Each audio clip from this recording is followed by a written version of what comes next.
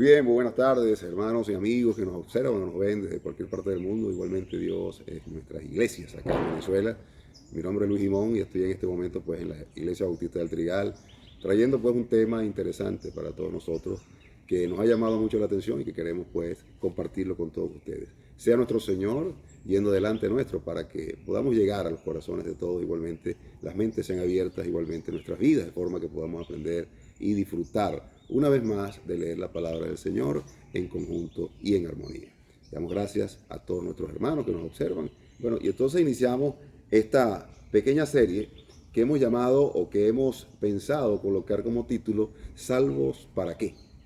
Se trata estrictamente de que nosotros como hermanos en Cristo tenemos muchísimas situaciones, muchísimas, digamos, circunstancias que nos obligan muchas veces pues a derivar en tiempo, a quitar tiempo de la lectura, de la búsqueda de nuestro Señor y Salvador Jesucristo en muchos de nuestros andares diarios. Por lo tanto, hemos recibido del Señor precisamente y queremos compartir en esta hora pues justamente lo que son estas parábolas tan interesantes que el Señor nos dejó hace muchos años y hace mucho tiempo, y las cuales muchas veces hemos leído también, pero queremos igualmente pues darle un nuevo enfoque para que podamos entonces entender algunas otras cosas que están ahí implícitas. Básicamente, iniciamos pues este momento leyendo estas parábolas que están en el capítulo 13 del libro de Mateo. Vamos entonces a leer acá la parábola del sembrador, donde dice: aquel día Jesús salió de la casa y se sentó junto al mar. Y se le juntó mucha gente, y entrando él en la barca, se sentó y toda la gente estaba en la playa. Y les habló muchas cosas por parábolas, diciendo: he aquí el sembrador salió a sembrar. Y mientras sembraba, parte de la semilla cayó junto al camino, y vinieron las aves y la comieron. Parte cayó en pedregales, donde no había mucha tierra, y brotó pronto, porque no tenía profundidad de tierra. Pero saliendo el sol, se quemó, y porque no tenía raíz, se secó. Y parte cayó entre espinos, y los espinos crecieron y la ahogaron. Pero parte cayó en buena tierra, y dio fruto, cual a 100, cual a 60, cual a 30 por uno. El que tiene oídos para oír, oiga. Okay, estamos entonces viendo cómo el Señor nos entrega este bello mensaje donde está implícito el trabajo que Él hizo en nuestras vidas. Pero vamos entonces a ver también la explicación, no digamos traducción, pero sí la explicación de este pasaje de manos pues, precisamente del mismo. Muy bien, en el versículo 18 al 23, donde habla claramente lo que es la explicación de esta parábola. Dice ahí: oíd pues vosotros la parábola del sembrador. Dice: cuando alguno oye la palabra del reino y no la entiende, viene el malo y arrebata lo que fue sembrado en su corazón. Este es el que fue sembrado junto al camino. Y el que fue sembrado en pedregales, este es el que oye la palabra y al momento la recibe con gozo, pero no tiene raíz en él, sino que es de corta duración, pues al venir la aflicción y la persecución por causa de la palabra, luego tropieza. El que fue sembrado entre espinos, este es el que oye la palabra, pero el afán de este siglo y el engaño de las riquezas ahogan la palabra y la hacen infructuosa. Mas el que fue sembrado en buena tierra, este es el que oye y entiende la palabra y da fruto, y produce a 100, a 60 y a 30 por uno. Aquí podemos ver tres elementos. Uno es entendimiento, otro es aflicción y otro es afán. Son tres elementos que muchas veces se manifiestan en nuestras vidas, en la de cada uno de nosotros. E igualmente, bueno, queremos ahora verlos de una forma más clara, de cómo poderlos entender, el por qué ocurren. Fíjense muy bien. Al entender nosotros cualquier pasaje o cualquier situación, para eso necesitamos nosotros dedicar tiempo. Necesitamos profundizar, necesitamos meditar, necesitamos, antes que todo, si se trata de la palabra, necesitamos dirección del Señor. Una de las cosas que está faltando en nuestro mundo actual es el tiempo dedicado a la obra de Cristo, pero también el tiempo dedicado a esa relación con el Señor. Es decir, lo que necesitamos hacer nosotros para estar en más comunión con Él. ¿De qué se trata? Se trata estrictamente de que tenemos que ocupar más tiempo, tenemos que buscarlo a Él con más celeridad, con más, digamos, ocupación de nuestro andar diario. Tenemos que buscar horas en el día, tenemos que buscar momentos oportunos y no oportunos para leer su palabra y entenderla. Pero, por supuesto que la comunión es la que va a dar realmente digamos, el fruto de toda esta búsqueda. ¿Y de cómo lo vamos a conseguir? Realmente se trata de que debemos hacerlo en comunión con Él y debemos profundizar, siendo cada vez más severos en el conocimiento de su palabra. La palabra de Dios no se debe leer de una forma corrida, de una forma simplemente superficial. Abrir una Biblia y tengo un mensaje y ya. Simplemente no es así. Necesitamos tener tiempo con Él previamente antes de leer la palabra y durante la palabra pues pedir dirección e igualmente Él nos dé a nosotros el conocimiento y la sabiduría para poder entender y recibir ese mensaje que va a hacer en nosotros los cambios. Por lo tanto, es tan importante el evitar las distracciones como son la televisión, los teléfonos y todas estas cosas que tenemos hoy día, como son esos canales de televisión, como son esos miles de mensajes que nos llegan, e igualmente todas estas aplicaciones que tenemos en nuestro celular que nos obligan pues a estar más pendientes de ellas que de otras cosas. Se trata de que todos hemos caído en una trampa y esa trampa es la del tiempo y la distracción que el mismo enemigo ha puesto y por lo tanto está evitando que nosotros tengamos una comunión permanente con nuestro Señor. Por esa razón les pido pues que de ahora en adelante seamos un poco más estrictos en la lectura de la palabra y dejemos a un lado todas estas distracciones, que bien lo podemos hacer porque tenemos la mente de Cristo y tenemos además de la mente de Cristo, tenemos su autoridad para poder lograrlo. Amén. En cuanto al siguiente punto, que es la aflicción, tenemos todos, en todo momento y en todo lugar y en todo país, hemos pasado aflicciones, tanto aflicciones físicas como aflicciones emocionales y también aflicciones espirituales. De eso se trata, pues, en nuestras situaciones de familia, nuestras situaciones de trabajo, nuestras situaciones cotidianas. Nos llevan muchas veces a cambiar nuestra mirada de lo que el Señor nos ha dicho, de esa fe que Él sembró en nosotros, que es, bueno, distrayéndonos también, pero por medio de la aflicción. Es una herramienta que usa el enemigo, pues nosotros sabemos que ya esas batallas están ganadas y por lo tanto no vamos a permitir de ninguna forma que estas aflicciones cubran nuestras vidas. Una de ellas son la falta, por ejemplo, en Venezuela, de los servicios públicos. En otros países hay problemas de todo tipo también, bueno, de otras situaciones que ocurren, pero tenemos que ser sumamente estrictos con nuestra mente, de mantenerla en el orden que el Señor la colocó desde la creación y desde la fundación del mundo, que es primeramente buscarlo a Él y después todas las demás cosas serán añadidas, incluyendo la solución de todos nuestros problemas. En el caso siguiente, que es el caso del afán, todos nosotros de alguna manera nos afanamos, tanto para ser buenos en nuestro trabajo, para ser buenos en nuestros estudios, para ser buenos en nuestras labores, pues por lo tanto a veces también le dedicamos mucho más esfuerzo a estas cosas y dedicamos poco tiempo y poco esfuerzo a la lectura y crecimiento espiritual. Pero ¿qué es lo que sucede? Normalmente estos afanes nos llenan pues de una preocupación por el lograr éxitos y avances.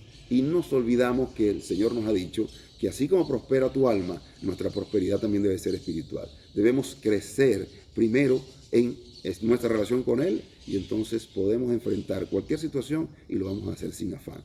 Porque es el Señor que se llevó todas nuestras iniquidades y por lo tanto Él es el que pelea nuestras batallas. Así que no hay más excusa, tenemos que obviar todas estas cosas. Sí hacer una buena agenda de trabajo, por supuesto, pero colocando al Señor en primer lugar en cada momento y cada día para que nuestro día sea exitoso y no caer en afanes, no caer en estrés, no caer en estas luchas angustiosas que lo que gastan es nuestra energía y nos ponen entonces agotados y cuando llegamos a casa lo menos que lo que podemos hacer es leer la palabra de Dios porque ya estamos cansados. Así que vamos entonces a meditar sobre esto para posteriormente continuar con el cuarto punto. ¿Cuál es el cuarto punto aquí en toda esta parábola? Es esa buena tierra. Nosotros somos esa buena tierra. Somos nosotros quienes hemos sido la buena tierra para Él y esa buena tierra va a producir. Por lo tanto, tenemos que ver también lo que dice esta parábola al final. Unos produjeron a 100, otros a 60 y otros a 30. Quiere decir que nosotros estamos llamados a producir de manera distinta, pero sí nos podemos esforzar para hacer un producto o un fruto espiritual cada vez mayor.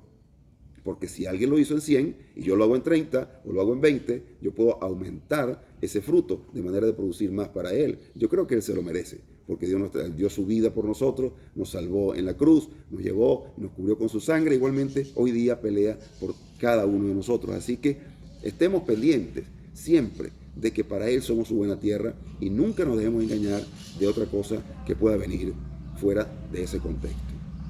Muy bien, ya pasando al siguiente punto, que en este caso he considerado importante nombrarles, es la parábola de la cizaña, que está en el versículo 24 al versículo 30. Dice acá, le refirió otra parábola diciendo, el reino de los cielos es semejante a un hombre que sembró buena semilla en su campo. Pero mientras dormían los hombres, vino un enemigo y sembró cizaña entre el trigo y se fue. Y cuando salió la hierba y dio fruto, entonces apareció también la cizaña. Vinieron entonces los siervos del padre de familia, y le dijeron, Señor, ¿no sembraste buena semilla en tu campo? ¿De dónde pues tienes cizaña? Él les dijo, un enemigo ha hecho esto.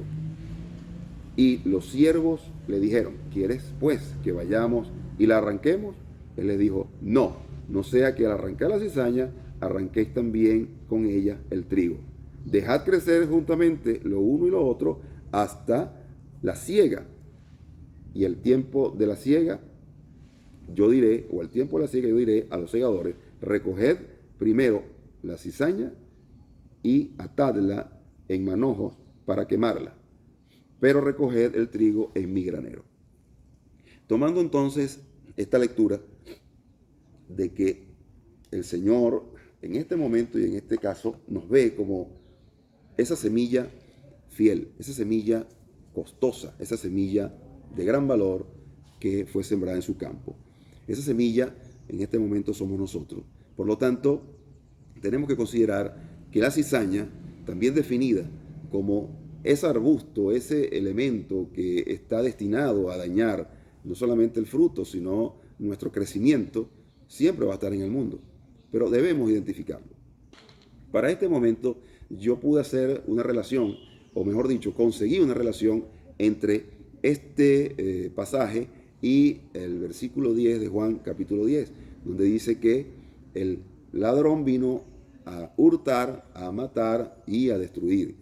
Por lo tanto, también pude identificar que esta cizaña no es un solo arbusto, sino que se compone de tres elementos, tres arbustos que cumplen funciones distintas, tres arbustos que hacen daño y de manera distinta. Por lo tanto, vamos entonces a enfocarnos en cada uno de ellos. Yo pude conseguir los nombres científicos de estos arbustos, pues me llamó mucho la atención el hecho de que hasta el momento se ha hablado en los países árabes y en el Medio Oriente de que existe aún estos arbustos que son conocidos como cizaña desde la antigüedad. Entonces, en la actualidad continúan haciéndole daño a los cultivos de trigo.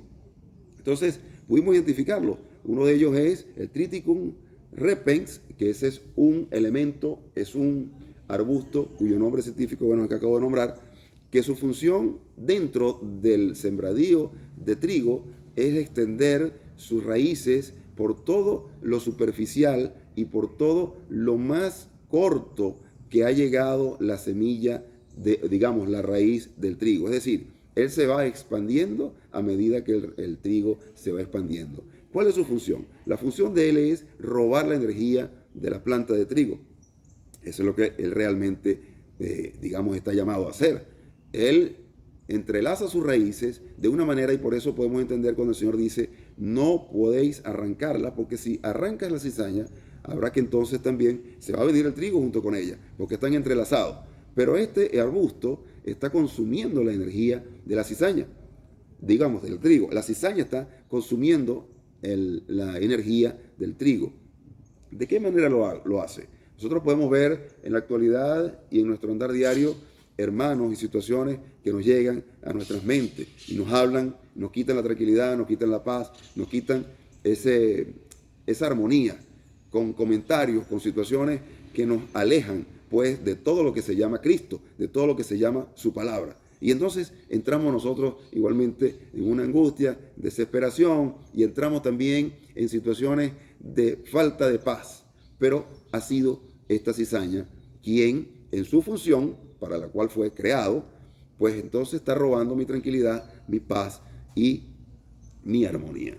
¿Qué es lo que debemos hacer? Debemos tener respuestas frescas. Por lo tanto, para eso mismo, la palabra del Señor debe estar en nuestras mentes constantemente, de manera de poder responder a estos ataques y a estos hermanos de una forma que sea constructivo para ellos y que no continúe haciendo daño ni a nosotros ni a otras personas, porque de verdad las palabras mal dichas, las palabras malintencionadas, poco a poco van mermando nuestra energía.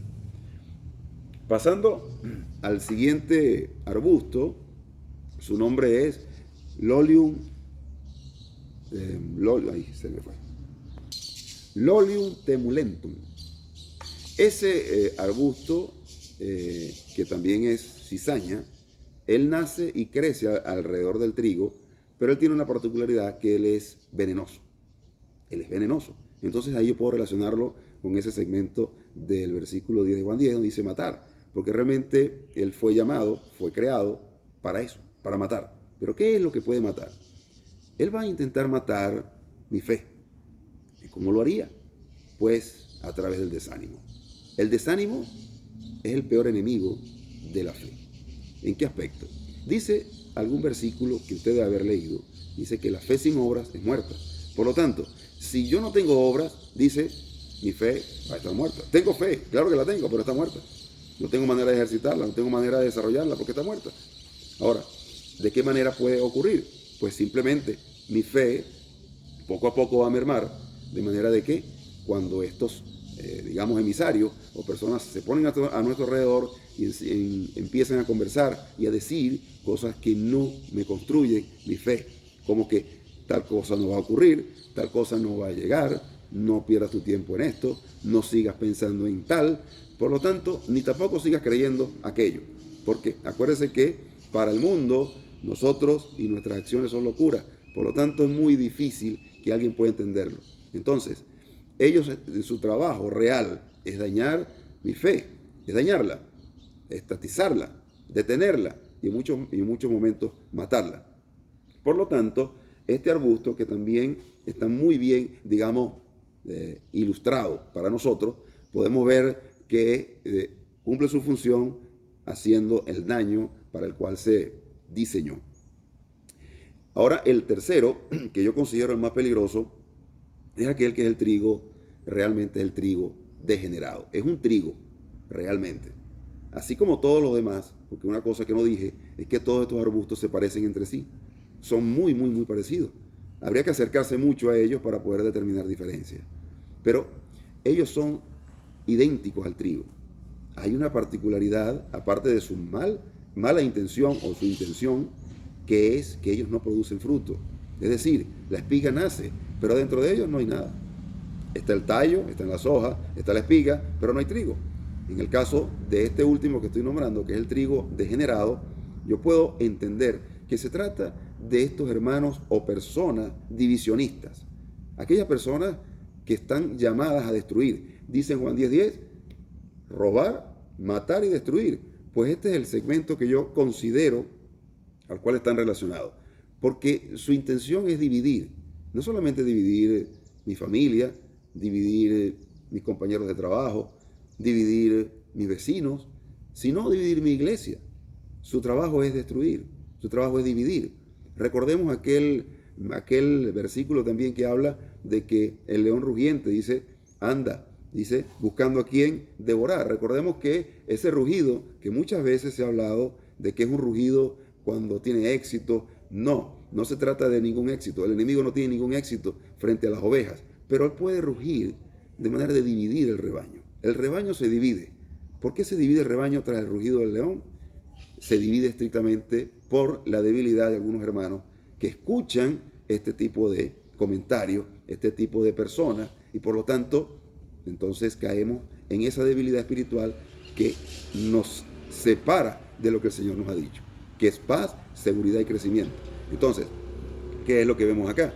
Tenemos que estar muy pendientes y muy activos, no solamente de identificarlo, sino también nosotros de no caer dentro de estos, digamos, procedimientos, porque estamos ya casi, digamos, inmersos en un universo de situaciones que nos obligan a irnos inclinando hacia esto, aunque usted no lo crea, hacia estas tres, digamos, situaciones que acabamos de nombrar, que son el hurtar, el matar y el destruir, porque somos humanos. Entonces tenemos que vivificar el Espíritu de Dios en nuestras vidas cada día, en cada momento, para que Él se vivifique y sea el que solucione todo en lo que nosotros somos y hacemos. Para finalizar, yo voy a leer, de hecho hay varios versículos acá que no hubo tiempo de compartirlos, pero sí, en Efesios 2, el versículo 14, dice acá: porque Él es nuestra paz, que de ambos hizo uno, deshaciendo la pared intermedia de separación. ¿Qué significa esto? Digamos que es la conclusión de todo ese trabajo que ha hecho el Señor después que nos hizo tierra, nos hizo semilla, nos hizo fruto y después nos puso a dar fruto. Pero yo no quiero cerrar, sino haciéndonos entender el lugar que el Señor preparó para nosotros. ¿Cuál es? Dice acá: y juntamente nos resucitó y asimismo nos hizo sentar en lugares celestiales en Cristo Jesús. Muy bien. Para mostrar en los siglos venideros las abundantes riquezas de su gracia en su bondad para con nosotros en Cristo Jesús. Llama la atención que dice en Cristo Jesús, no dice con Cristo Jesús, ni dice para Cristo Jesús, ni dice por Cristo Jesús, sino en. Si leímos el 14, dice acá: porque Él es nuestra paz, que de ambos hizo uno. Uno somos con Él, estamos en Él. Entonces, tenemos que entender y saber y decirnos constantemente que ya nosotros somos uno con Él y por lo tanto ya no habitamos en esta tierra. Nosotros estamos ya sentados allá arriba, estamos ya viviendo allá. Por lo tanto, lo que ocurra aquí no tiene importancia. Así de sencillo. Tenemos que decirle a nuestra mente constantemente que nada de lo que ocurra acá nos va a poder apartar de su amor. Eso está escrito. Nosotros no podemos, digamos, dejar que nuestra mente nos engañe, ni mucho menos que lleguen cizañas de este tipo a decirnos, a hablarnos, a engañarnos. No. Tenemos que estar claros de que somos uno en Él y estamos sentados allá para su gloria y honra. Quiero pues que esta palabra que hemos preparado quede pues entonces de forma que podamos aprovecharla. Así mismo como yo en un momento pude aprovecharla y aún continúo pues recibiendo del Señor a través de ella, porque es mucho el caudal que hay aquí. Les invito pues a que ustedes también puedan seguir investigando, hablando y sobre todo leyendo la palabra del Señor en comunión con Él de ahora en adelante, porque Cristo vive y para siempre su misericordia. Que Dios me los bendiga, muchas gracias y muy buenos días.